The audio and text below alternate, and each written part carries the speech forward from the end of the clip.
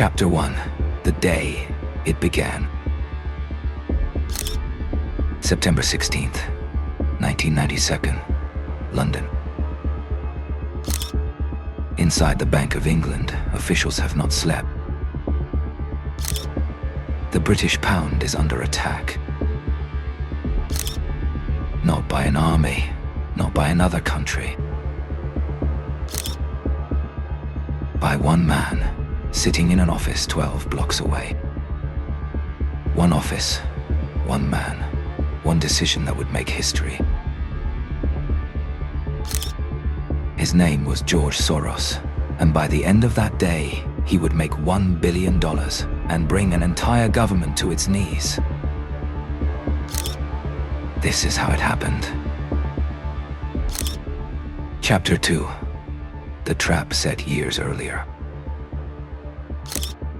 To understand Black Wednesday, you have to go back 3 years. In 1990, Britain joined something called the Exchange Rate Mechanism, the ERM. The idea was simple. European countries would lock their currencies to each other within a fixed band. If your currency drifted too far, your government was required to bring it back. For Britain, the pound was locked at 2.95 Deutsche Marks. Not because that was its natural value, because the politicians said so. This was the first crack. A currency held at an artificial value by political will alone.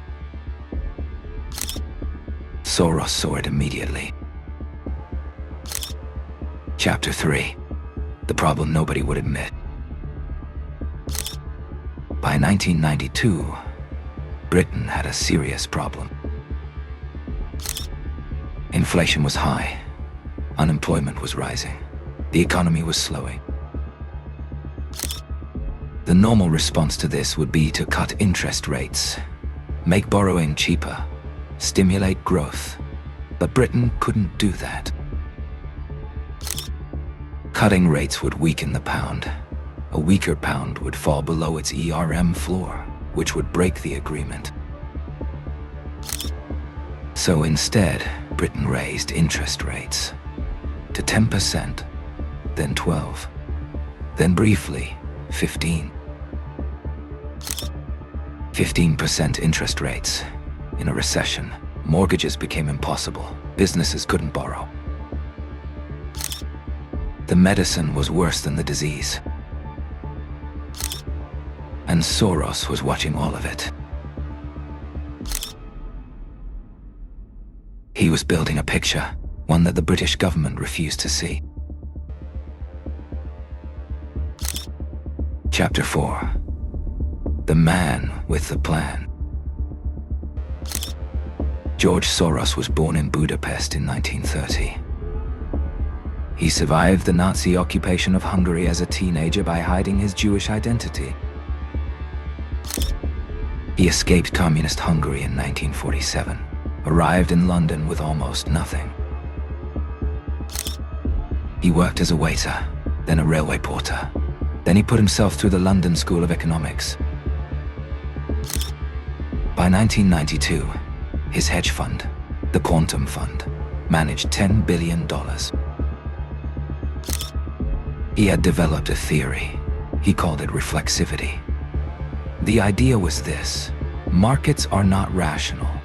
They are driven by belief, and beliefs can be catastrophically wrong. Britain's pound, Soros believed, was a belief, not a fact, and the belief was about to break. Chapter 5. Building the bed. In the summer of 1992, Soros began building his position quietly. He was going to short the pound, bet that it would fall. Here's how a short works. You borrow an asset at today's price. You sell it immediately. You wait for the price to drop. You buy it back at the lower price. You return what you borrowed. You keep the difference. Soros borrowed £10 billion. 10 billion. At a time when the entire GDP of some countries was less. He wasn't alone. Other hedge funds had been watching. When word spread that Soros was moving, others followed. The total short position against the pound exceeded 15 billion, perhaps more. An entire financial army moving in silence toward one target. Chapter 6, Black Wednesday. September 16th, 1992. 7 in the morning. The selling began. Billions of pounds were sold onto the market in the first hour alone. The pound began to fall. It approached the floor of its ER band.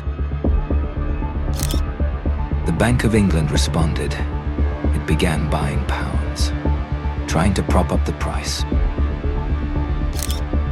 But for every pound the bank bought, Soros and the funds were selling 10. At 11 in the morning, the British government announced an emergency interest rate rise from 10% to 12%. The markets did not stop selling. At 2:15 in the afternoon, they raised it again to 15%.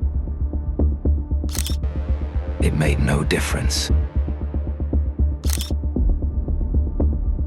The numbers kept falling. There was nothing left to do.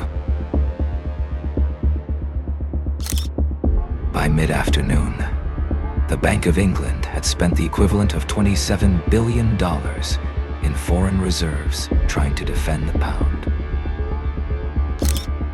The reserves were running out. Chapter 7. Surrender. At 7:30 in the evening, the Chancellor of the Exchequer walked out to face the cameras. His name was Norman Lamont. He announced that Britain was withdrawing from the ERM immediately. A political humiliation on a scale that Britain had not seen in decades. The pound, no longer required to hold its value, fell immediately by 4% that night, more in the days that followed. Britain had spent £3.3 billion defending a position it could not hold.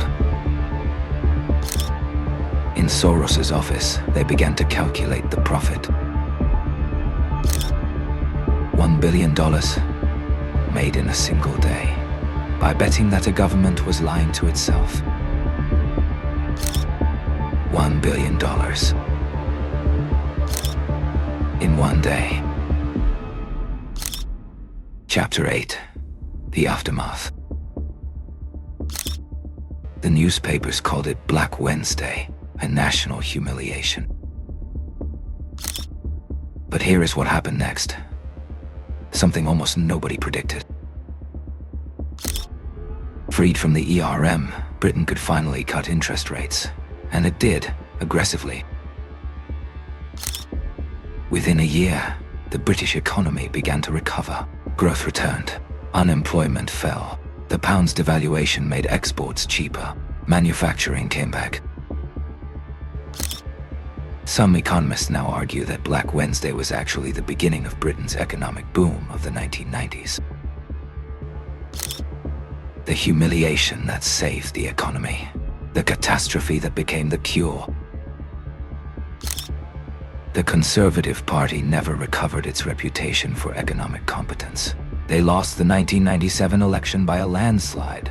Black Wednesday cost them 15 years in opposition.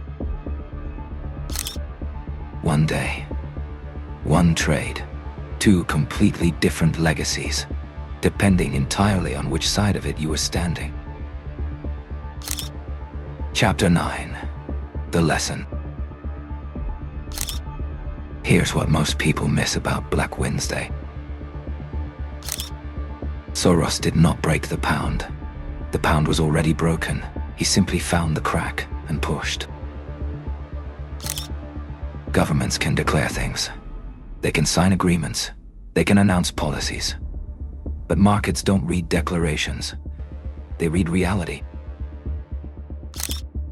When reality and political will disagree, reality wins.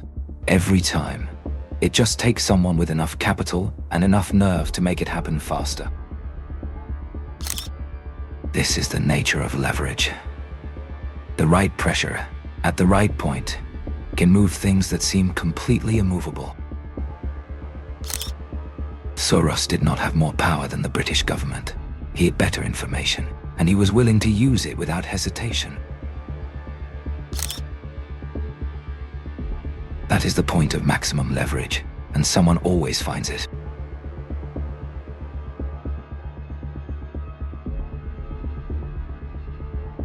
This is Leverage, where we break down the hidden stories behind money, power, and the systems that quietly run the world. If topics like this interest you, consider subscribing so you never miss a single video. And if you enjoyed it, like, share, and comment down below your favorite part. Thank you for watching.